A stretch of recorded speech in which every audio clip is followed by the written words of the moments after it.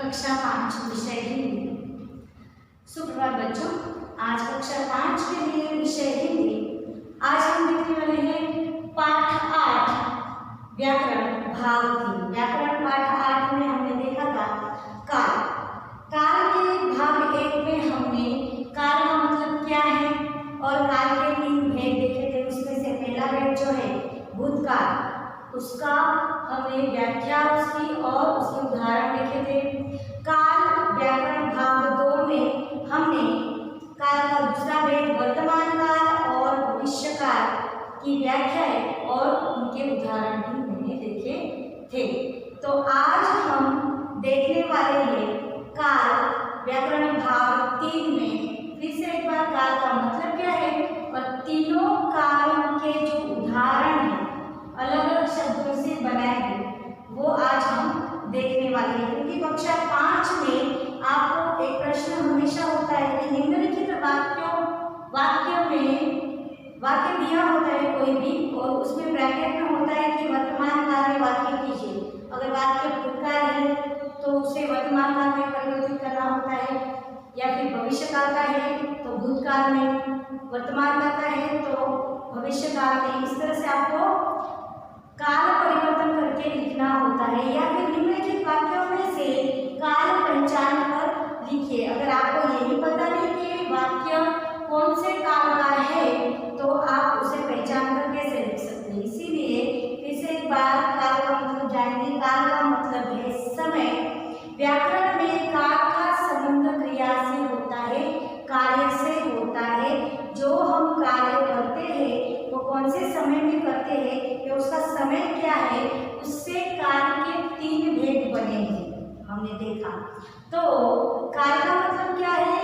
कोई भी कार्य किसी भी कार्य के करने या होने के समय को क्या कहते हैं? काल कहते हैं। अब काल के 3 भेद। पहला है भूतकाल। भूतकाल में हमने क्या देखा कि क्रिया के जिस रूप से कार्य बीते हुए समय में होने का हमें पता चलता है, मतलब कार्य हो चुका है, बीते हुए समय में हो चुका है।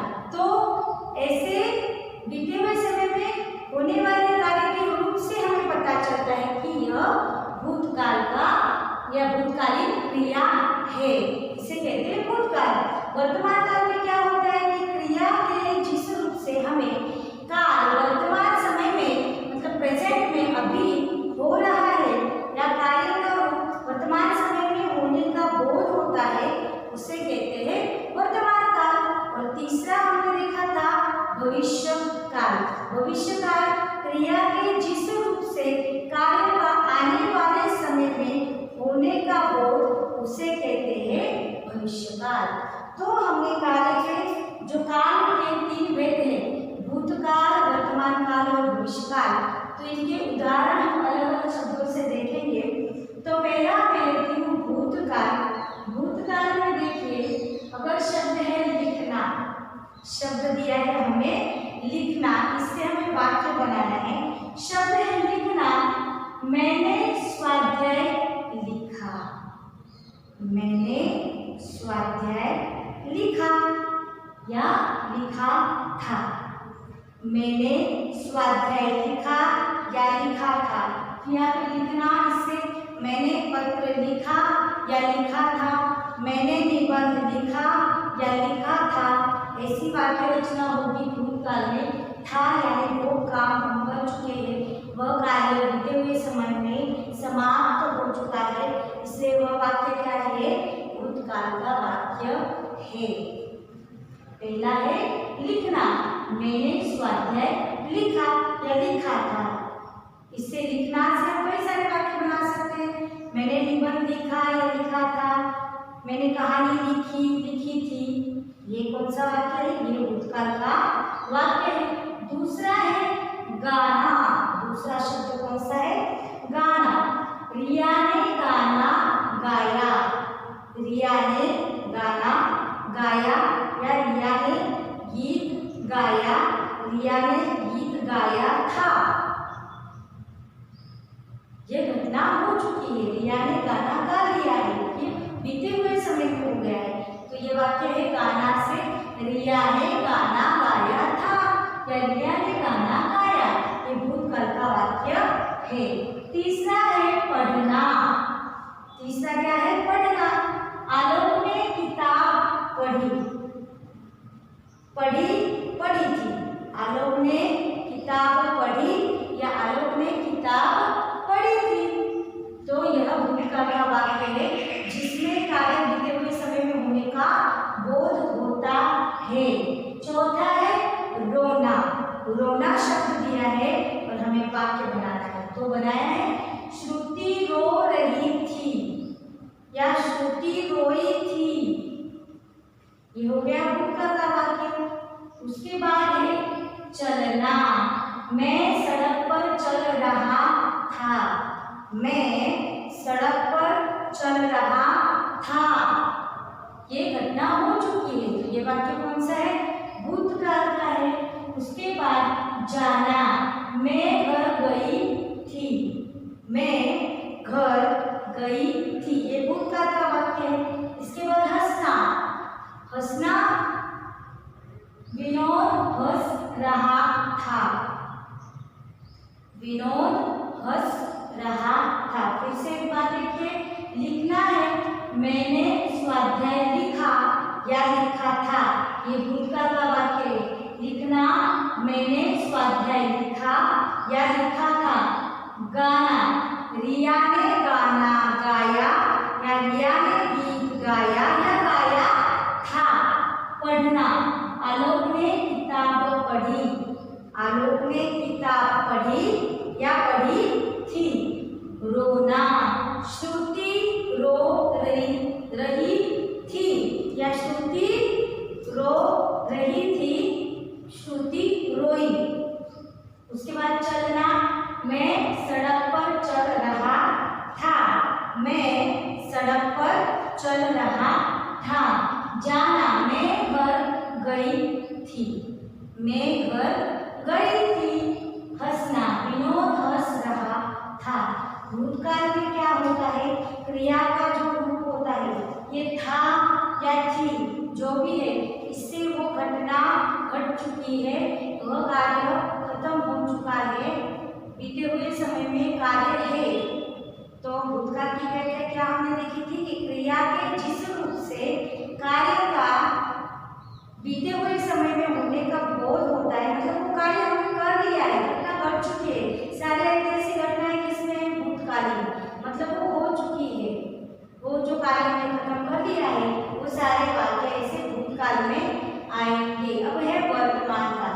दूसरा भेद हमने देखा था वर्तमान काल। वर्तमान काल में क्या देखा था कि क्रिया के जिस रूप से कार्य का वर्तमान में होने का बोध होता है, अभी कार्य हो रहा है, इसमें कार्य शुरू तो होता है पर समाप्त नहीं होता। इसमें कार्य शुरू हो रहा है पर खत्म नहीं होता। तो चलो देखते हैं कि वर्तमान काल के वाक्य देखिए, लिखना शब्द है तो इसमें वर्तमान काल में वही वाक्य क्या है कि मैं स्वाध्याय लिख रही हूँ, मतलब मैं कार्य कर रही हूँ, खत्म नहीं हुआ। मैं स्वाध्याय लिख रही हूँ, मैं कार्य कर रही हूँ, स्वाध्याय लिख रही हूँ, कार्य शुरू है, खत्म नहीं हुआ। दूसरा है गाना। रिया गाना गा रही है। रिया जो है प्रेजेंट में, वर्तमान में वो कार्य हो रहा है। रिया गाना गा रही है। तीसरा है आलोक किताब पढ़ रहा है। आलोक जो है किताब पढ़ रहा है। पढ़ना। आलोक किताब पढ़ रहा है, क्रिया शुरू है। चौथा है रोना। श्रुति रो रही है। श्रुति रो रही है। उसके बाद पांचवा है चलना। मैं सड़क पर चल रही थी, नहीं था, मैं सड़क पर चल रही हूँ। मैं सड़क पर चल रही हूँ, क्योंकि अब ये क्रिया हो रही है। मैं सड़क पर चल रही हूँ। इसके बाद जाना। मैं घर जा रही हूँ। जाना। मैं घर जा रही हूँ। इसके बाद हंसना। हंसना। विनोद हंस रहा है। विनोद हंस रहा है। कार्य शुरू है। वर्तमान काल में क्रिया का जो रूप है वो वर्तमान में होता है, कार्य का जो रूप है वो वर्तमान में होने का बोध कराता है, क्योंकि क्रिया शुरू है, कार्य शुरू है, खत्म नहीं हुआ। तो वो सारे वाक्य जो है जो अभी चल रहे हैं, जो शुरू है, वह सारे वर्तमान काल में आएंगे। तीसरा है भविष्य काल। भविष्य काल की व्याख्या क्या देखी थी हमने कि जिस क्रिया के रूप से हमें कार्य का आने वाले समय में होने का बोध होता है, जिस क्रिया के रूप से हमें कार्य का आने वाले समय में होने का बोध होता है, उसे कहते हैं भविष्य काल। मतलब क्रिया जो है ना ही हम कर चुके हैं ना ही कर रहे हैं, करेंगे हम आने वाले समय में, ये हो सकता है। मतलब जो भविष्य प्रेडिक्ट हम बोलते हैं ना, आगे के समय के बारे में जो बताया है, ये ऐसा होगा वैसा होगा, ये जो है सारे शब्द ये भविष्य काल में होते हैं। देखिए जैसे कि लिखना शब्द है, इससे हमने वाक्य बनाया लिखना भविष्य काल में स्वाध्याय लिखूंगी। भविष्य काल का वाक्य क्या है? लिखना से मैं स्वाध्याय लिखूंगी। गाना, गाना से भविष्य काल में वाक्य है रिया गाना गाएगी, रिया गाना गाएगी। उसके बाद पढ़ना, पढ़ना से वाक्य आलोक किताब पढ़ेगा, आलोक किताब पढ़ेगा। इसके बाद रोना, श्रुति रोएगी। भविष्य में होने वाले कार्य का, आने वाले समय में होने वाले कार्य का बोध होता है। चलना, मैं सड़क पर चलूंगी, चलना मैं सड़क पर चलूंगी। जाना, मैं घर जाऊंगी, मैं घर जाऊंगी। हंसना, विनोद हंसेगा, विनोद हंसेगा। तो देखिए आज हमने क्या देखा? हमने देखा है काल का मतलब। काल का मतलब क्या है? काल का मतलब है समय। व्याकरण में काल का संबंध क्रिया से होता है। काल का मतलब है कोई भी काम करने या होने का समय, उसे ही कहते हैं काल। काल के तीन भेद है, भूतकाल, वर्तमान काल और भविष्य काल। भूतकाल की व्याख्या, जिस क्रिया के रूप से हमें कार्य का बीते हुए समय में होने का बोध होता है, उसे कहते हैं भूतकाल। भूतकाल में बीती हुई घटना, खत्म कर चुके कार्य, पूर्ण किए हुए कार्यों का समावेश होता है बीते हुए समय में। वर्तमान काल का मतलब क्या है? क्रिया के जिस रूप से कार्य का वर्तमान समय में होने का बोध होता है, उसे कहते हैं वर्तमान। मतलब वर्तमान काल में कार्य शुरू होता है पर कार्य खत्म नहीं होता, कार्य शुरू हो रहा है और कार्य पूर्ण नहीं हुआ है।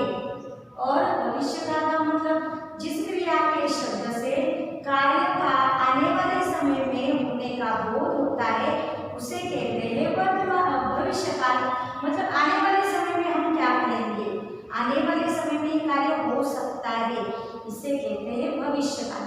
तो हमने अलग अलग शब्दों को लेकर तीनों कालों के वाक्य बनाए। जैसे लिखना है, भूतकाल में मैंने स्वाध्याय लिखा, या लिखा था, मैंने स्वाध्याय लिखा या लिखा था, ये भूतकाल का वाक्य। यही वर्तमान काल में क्या होगा? मैं स्वाध्याय लिख रही हूँ, मैं स्वाध्याय लिख रही हूँ। यही भविष्य काल में मैं स्वाध्याय लिखूंगी, मैं स्वाध्याय लिखूंगी।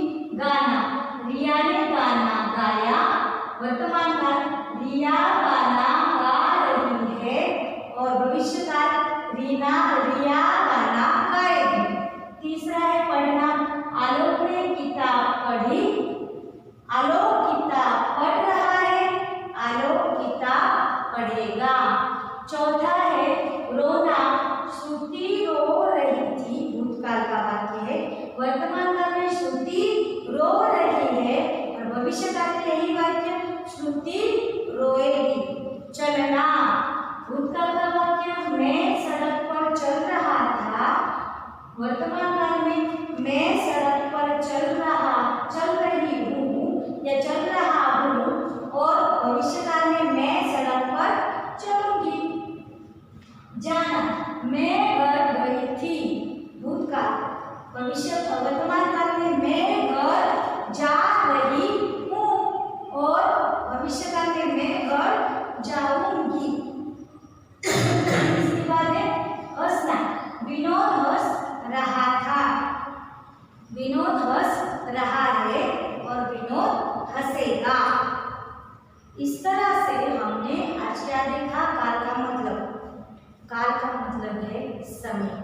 कोई भी कार्य करने या होने के समय को ही कहते हैं काल।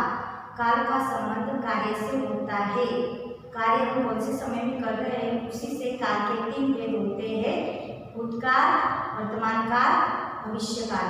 भूतकाल क्रिया के जिस रूप से कार्य बीते हुए समय में होने का बोध होता है उसे कहते हैं भूतकाल, मतलब बीते हुए कार्य या खत्म कर चुके कार्यों का समावेश होता है भूतकाल में।